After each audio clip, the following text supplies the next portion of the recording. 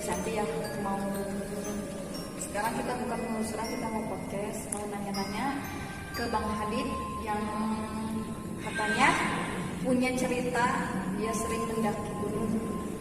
Kita mau nanya sama Bang Hadid kejadian tentang misteri di Gunung Salak dia mendaki ya. Gimana? Assalamualaikum warahmatullahi wabarakatuh. Ya, sekali saya kebetulan saya juga termasuk anggota. Ya, mau menceritakan pengalaman dia selama dia mendaki Gunung Salak ya.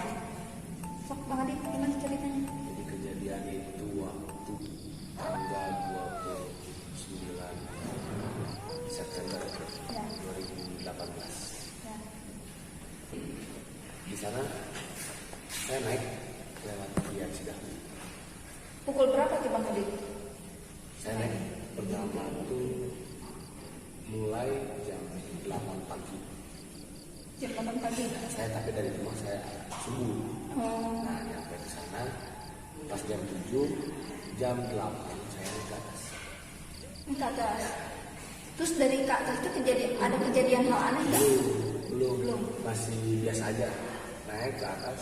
Nah, saya beberapa kali istirahat juga, beberapa kali camp. Waktu hari terakhir, jadi singkat aja ya, waktu hari terakhir saya turun waktu jalur apa dulu? Pokoknya waktu turun itu ada 2 jalur.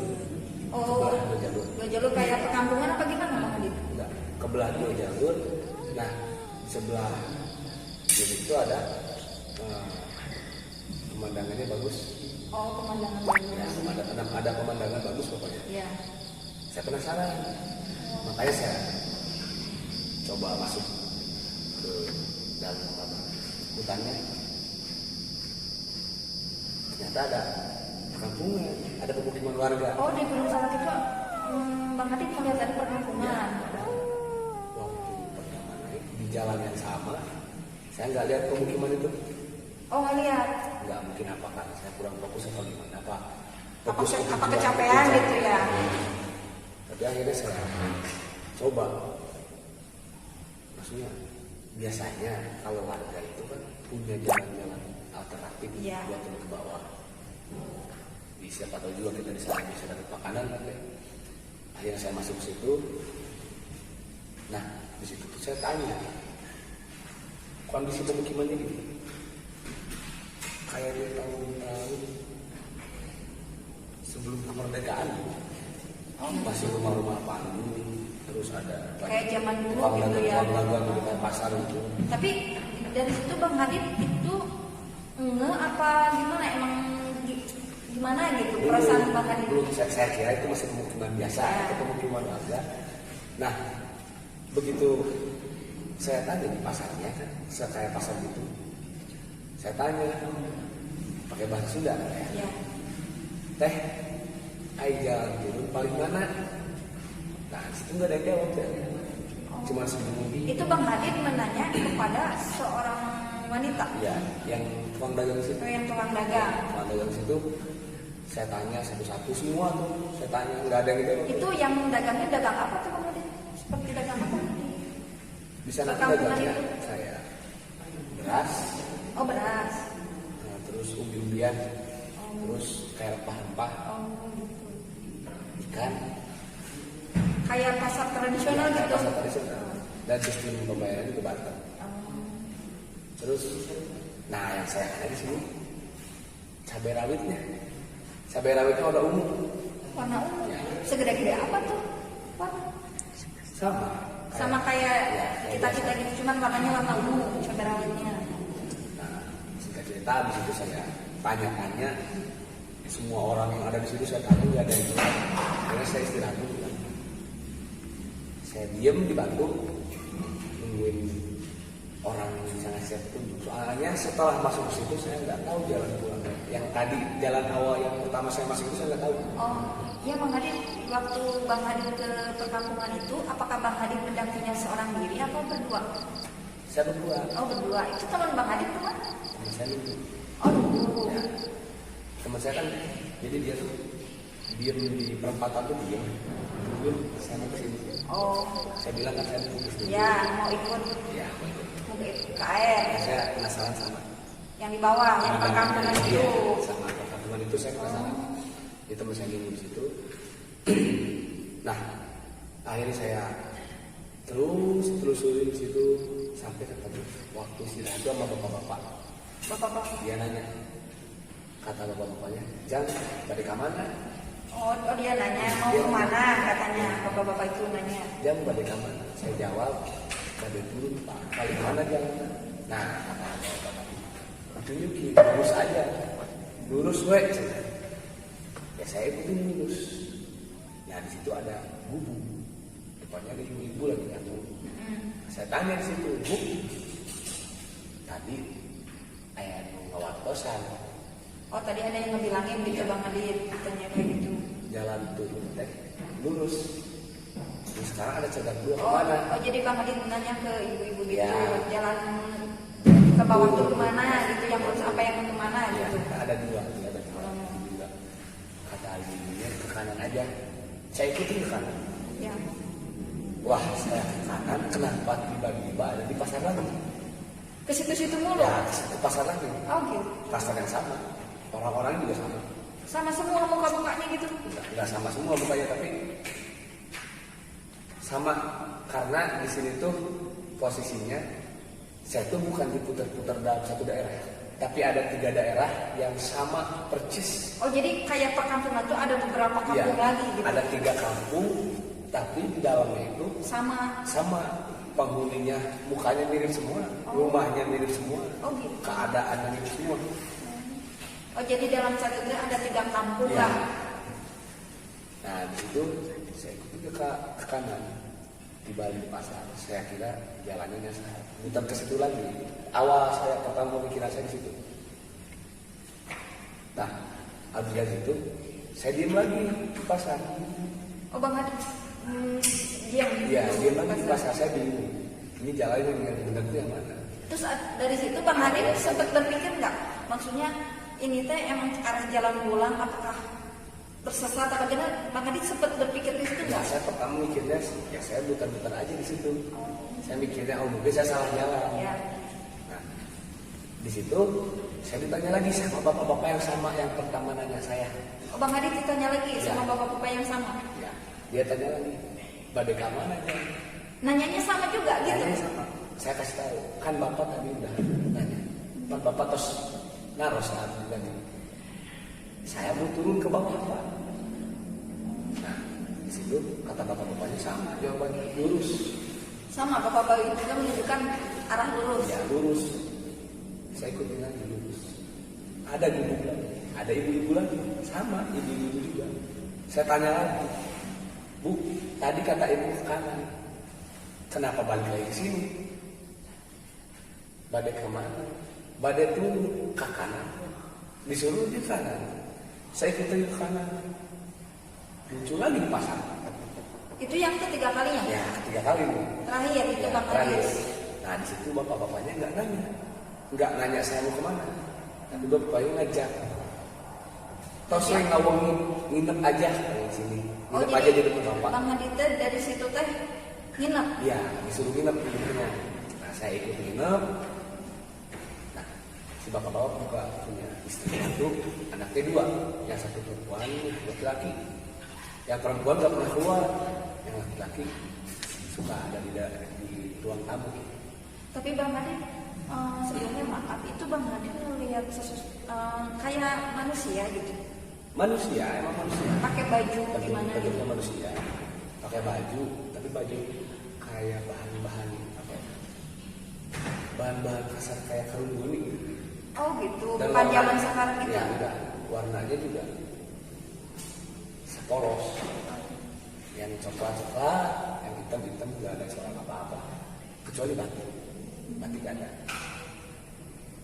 Nah, di situ anaknya itu 2, yang laki-laki itu dari pertama saya datang, dia ngitung jari 1, 2, 3, 4, 5, 1, 2, 3. Tapi Bang Adit sempat bertanya nggak tuh sama keluarga si bapak itu?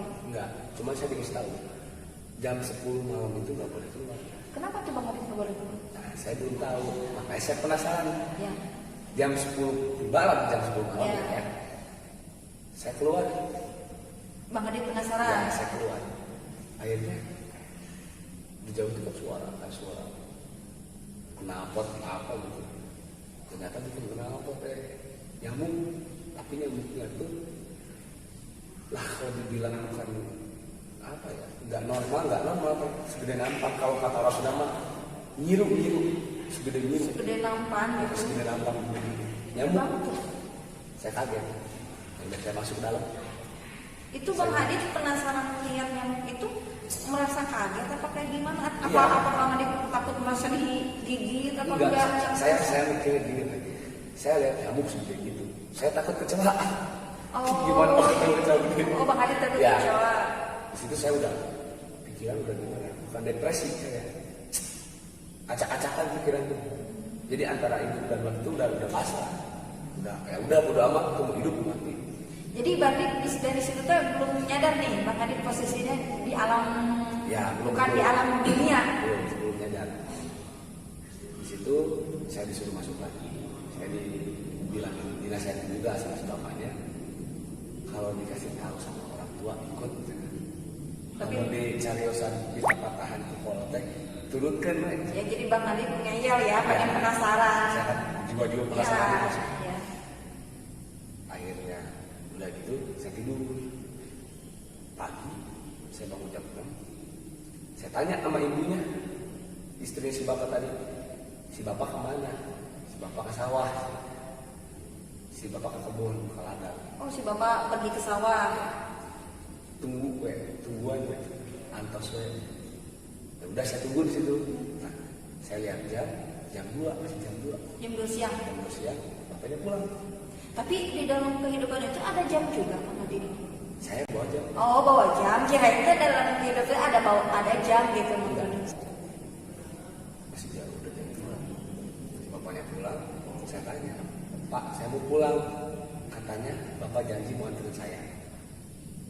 Kata si bapaknya, ayo, dijajakin, dianterin, cuma ngelewatin kayak lembah sedikit, muncullah di pemukiman kedua. Apa tuh pemukiman Ya kedua? itu yang sama persis. Oh jadi kampung yang kedua. Kampung kedua. Saya aneh di sini. Kenapa? Bapak ini sama bapak yang di kampung kedua tuh sama-sama mukanya sama semua. Mukanya sama gitu. Nggak ada perbedaan sedikit pun nggak ada. Itu maaf Bang Adit mau nanya, selama Bang Adit tinggal di alam sana gitu kan, itu Bang Adit disuguhin makanan nggak? Dikasih, cuma makanannya kayak ubi, singkong. Tapi Bang Adit makan gitu secara biasa kita. Ya, makan. Tapi nggak ngerasa aneh apa gimana? Nggak ngerasa aneh? Nggak ada rasa-rasa aneh. Sama aja gitu, makan ubi ya ubi, makan singkong, nasi. Oh gitu. Tapi dari situ Bang Adit nggak ngerasa keanehan, keganjalan gitu, apa gimana gitu? Di kampung kedua ini setelah saya ketemu sama orang yang di kampung kedua ini baru saya kenapa orang ini sama semua. Ya. Sampai bahkan ada cacat di pintu dengan di pintu si bapak sebelumnya itu sama. Kayak ini tuh kampung duplikat. Jadi sama-sama Ya, gitu ya. sama-sama kampung duplikat. Nah, saya di situ mulai makin takut kan. Kalau takut cuma manusia. Iya, iya. Saya di situ makin takut. Nah, saya di mana ini? Bahkan ada pertanyaan kayak, saya siapa? Saya apa sekarang? Tiap malam saya kayak, wah tiba-tiba panas dingin, mikirin. Pokoknya otakku udah acak-acakan. Nah, di kampung kedua sama kayak gitu, tapi yang beda si anak laki-laki yang si bapak tadi hitungnya 1, 2, 3, 4. Di sini enggak, dia nerusin 7, 8, 9. Oh, itu perbedaannya anak-anak laki-laki itu, tapi sama gitu, tapi dia diterusin. Ya, Oh. di situ sama aja, cuma nggak boleh keluar. Tapi saya masih ngeyel deh.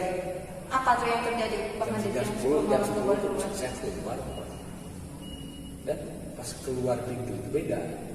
Saya nggak takut kalau sama makhluk-makhluk tadi. Itu yang munculnya itu makhluk-makhluk tadi. Kayak manusia, badan manusia tapi kepalanya hewan. Apa tuh kepala?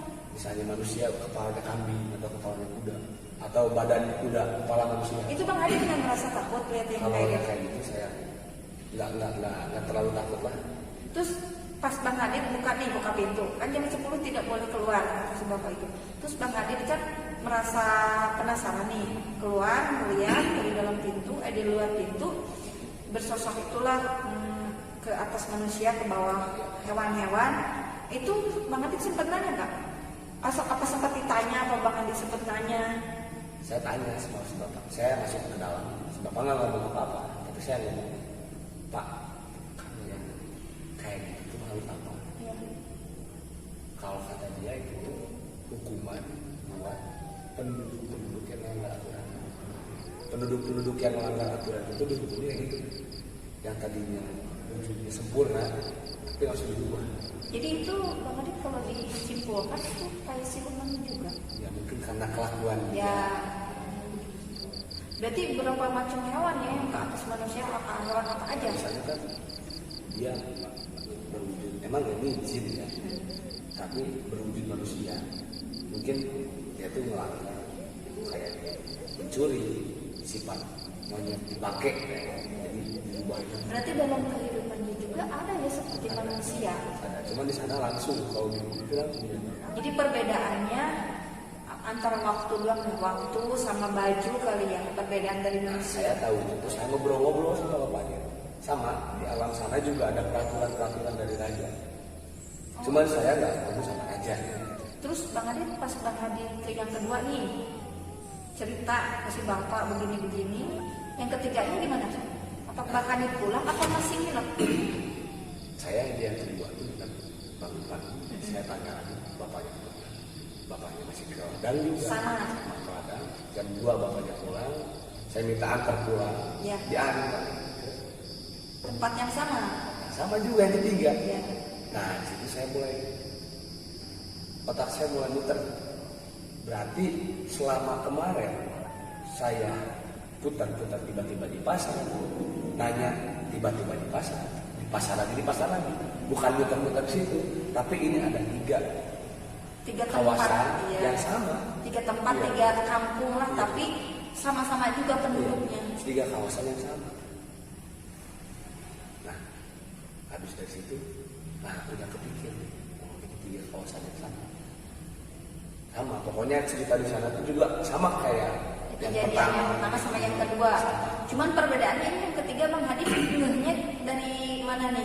Bang Hadit selama yang ke satu, yang kedua ke kampung ke satu kan sama. Terus dari ngehnya yang ketiga tuh Bang Hadit gimana tuh? Ngehnya dari Bang Hadit tuh ada di alam jin. Nah, saya nih sadarnya tiba-tiba gitu. Saya coba perhatiin orang-orangnya, satu-satu orang-orangnya saya perhatiin. Jam 10 saya keluar. Oh keluar. Jam 10 saya yang ketiga nih. Jam 10 saya masih diem, saya perhatiin satu-satu orang. Dari gerak-gerik mata, postur tubuh beda. Ini apa ya? Di atas bibirnya ada yang Sumbing gitu. bukan, ada yang kayak gini nih, legok Ya. kalau sama. Mereka nggak punya, ini nggak punya. Jadi kaki cenderung jari telunjuk kakinya itu lebih panjang dari jari yang lain. Berarti perbedaannya nggak ada dari manusia gitu, perbedaannya jauh. Jauh banget, pokoknya saya tahunya kan kirain saya dari awal tuh apa mungkin ada kelainan, apa mungkin apa, saya nggak tahu. Tapi di sini saya mulai Bang Hadit. beda, Ya. beda. Singkat cerita, situ saya tidur pagi, saya dibangunin Jam berapa tuh? jam 6. Jam 6. Saya bangun, saya latihan jam 6. Saya dibangunin, katanya Jan, ayo pulang lagi. Oh Bang Hadit dibangunin ini diajakin pulang. Diajak pulang. Terus saya mandi dulu, gitu. Saya mandi. habis mandi saya dikasih apa sih kayak misalnya makanannya, jadi si nasi dimasak pakai pandan, pakai santan, terus digaruin deh. Oh, garam juga ada? Ada. Di Alam Jin itu garam juga ada. Ada. Kayak nasi gitu ada. Itu kenapa tadi seperti wajahnya seperti kayak di manusia apa kayak di mana? Wajan di perdapuran itu wajahnya gimana Bang? Beda. Jadi dari wajan itu mereka pakai tembaga, pakai kayak bahan tembaga, atau mungkin ada juga dari batu. Buat gorengnya itu dari batu, mereka masak pakai kayu bakar. Terus pas Bang Hadid dibangunin, terus Bang Hadid gimana tuh? Saya bangun, saya mandi dulu, saya dikasih sarapan. Nah, setelah sarapan, saya diantar pulang. Setelah diantar pulang, oh iya, saya ingat jalan. Saya pernah masuk ke jalan yang pertama, dan sini itu ada pohon pinus 4 itu sekembar sama semua. Pohon pinus 4 kembar berjajar. Depan kayak gampuran. Saya lewat situ keluar. Di situ saya bilang, Bapak atur. Bapak makasih gitu Bang Hadid tidak bilang ke si Bapak itu. Bapak atur. Aku di badan ini. Oh iya, si kado di jalan. Mungkin amang deh kado pas perang di jalanan. Oh, jadi Bang Hadid ditawarin, Bapak main lagi ke sini. Ya, saya ditawarin lagi buat ke sana. Saya mikir lagi kan, kalau saya ke sana, kayaknya nggak mungkin gitu. Berarti Bang Hadid tuh udah keluar dari jalur Kampung Jin, Bang Hadid kembali lagi ke perjalanan. Itu perjalanan tuh saya waktu nyampe dari sana tuh saya ke keluar dari tempat itu. Saya tuh jam 7 saya keluar jam 7. Jam 7 Pagi saya keluar dan ketemu itu. Ketika sampai keluar, pohon pinus yang 4 itu, saya bilang makasih Pak, saya udah diurus di sini juga nih, kasih makan apa, kasih makan nggak apa-apa, nanti kesini aja, udah tahu ini jalannya. Nah, pas saya balik ke belakang, saya lihat ke belakang, Bapak udah nggak ada. Nggak ada. Terus Bang Hadid yang perkampungan itu juga nggak ada. Nggak ada, semua jadi hutan. Hutan lagi. Terus setelah itu posisi teman Bang Hadid di mana? Yang jadi pertanyaan, posisi teman Bang Hadid di mana tuh selama Bang Hadid menjelajahi Kampung Jin? Nah, saya beda dulu. Di sana cerah. Ya. Di sini udah senja. Udah malam. Udah maghrib. Oh, gitu. Nih di sini saya mulai panik lagi nih. Saya lihat jam. Pas saya lihat jam, masih jam 5. Jam 5 sore. Tadi saya Di sana jam 7 pagi, tapi pas keluar dari kampung itu Bang Hadid itu jam 5 sore. Karena saya masuk ke situ udah sore. Terus posisi teman Bang Hadid itu nanya nggak? Ada.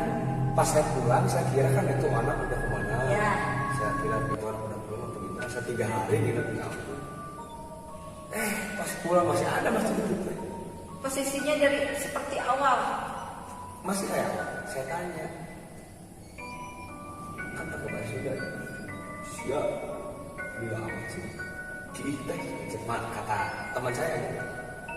Gue saja. Nah, saya nggak banyak ngomong situ. Saya nginep 3 hari seperti 1 jam. Oh gitu. Saya Bagaimana Bang Hadid itu 3 hari? 3 hari di kampung itu. Kenapa waktu pulang saya dikira 1 jam. Itu perbedaannya lumayan ini ya, perbedaannya antara alam jin sama alam dunia perbedaannya jauh berbeda. Jauh banget. Tapi salut banget Bang Hadid selama perjalanan di mana tuh terus lagi naik gunung juga? Ya Gunung Salak. Bang Hadid salut banget ya sama nyalinya itu. Posisi Bang Hadid pertama nggak pengen ikut kencing, berhubung kebelat pengen ikut kencing, ada posisi ada perkampungan. Terus ada yang Bang Hadid mau bikin jarak pulang, arah pulang, ada yang nunjukin kakek-kakek ya. Berhubung Bang Hadid nggak padahal itu posisi Bang Hadid udah ke alam sana. Tapi salut Bang Hadid sama nyali Bang Hadid dalam posisi keadaan itu gitu kan, biasanya Bang Hadid kalau tersesat jalan itu kan kebanyakan banyak cerita itu nggak pulang lagi ke alam dunia kan. Kadang-kadang yang masuk situ nggak selamat sampai situ. Faktornya bukan karena jinnya, orang di sana baik-baik, tapi karena faktor mental, pikiran, hati dia. Mendaki gunung itu pengalaman Bang Adit yang paling menyeramkan, yang paling benar-benar Bang Adit tidak bisa terlupakan. Dia bisa lupa sih. Jadi Bang Adit waktu itu teh mendaki ke gunung, mendaki ke gunung berarti pengalamannya pulang ke rumah kampung jin, intinya begitu ya. Tapi selalu sama ya kan biasanya orang naik gunung paling yang satu pelembutan gitu. ya, biasanya kan banyak cerita yang pendaki gunung yang hilang itu udahlah nggak ada lagi kabar. Atau pelembutannya doang yang Ya. tidak ada. Kalau saya utuh semua jasad saya masuk ke dalam. Tapi alhamdulillah ya segitu Bang Adit, istilah katanya masih dikasih kesempatan sama bangsa jin itu ya, dikasih kesempatan hidup, dikasih kesempatan sehat, bahwa ya kembali lagi seperti semula. Salut banget sama Bang Adit, pendakian Gunung Salak. Karena Rahman Rahimnya Allah. Ya Rahman fitur Allah, dari situ juga kita mau syukur ya, tapi pengalaman juga bagi Bang Adit itu pendakian yang benar-benar tidak bisa terlupakan. Berarti singkat cerita ya dari Bang Adit tadi, dia mendaki ke Gunung Salak, dia disesatkan ke kampung jin yang dia dari kata dia tiga hari 3 malam dia berhubung pengen kebelat pengen ke air, tapi dari sepulangnya dari kampung itu dia kata temannya 1 jam, tapi kata Bang Adit dari sana dia 3 hari 3 malam. Jadi perbedaannya kayak gitu. Jadi ya alhamdulillah banget ya Bang Adit sekarang sehat walafiat. Mudah-mudahan ini pelajaran juga ya Bang Adit ya, satu pelajaran juga diambil pelajaran sama Bang Adit, berarti alam dunia jin itu ada ya. Dari itu ada. Ya, berarti cukup sampai di sini ya Bang Adit. Makasih banyak nih pengalamannya, dari pengalaman misteri, pengalaman pendakian gunung dari Bang Adit dari Gunung Salak. Makasih banget banyak ya. Sama. Yuk, sekian ya cerita dari Bang Adit pendakian Gunung Salak. Serem banget ya kalau diceritain. Kalau saya pribadi nggak sanggup deh kelihatannya kalau posisi rumah-rumah jin gitu ya, apalagi ke kampung jin selama 3 hari 3 malam. Ya cukup podcast sampai cerita kita sampai di sini. Ntar lanjut lagi ya. Assalamualaikum warahmatullahi wabarakatuh. Jangan lupa like, subscribe, komen. Assalamualaikum warahmatullahi wabarakatuh.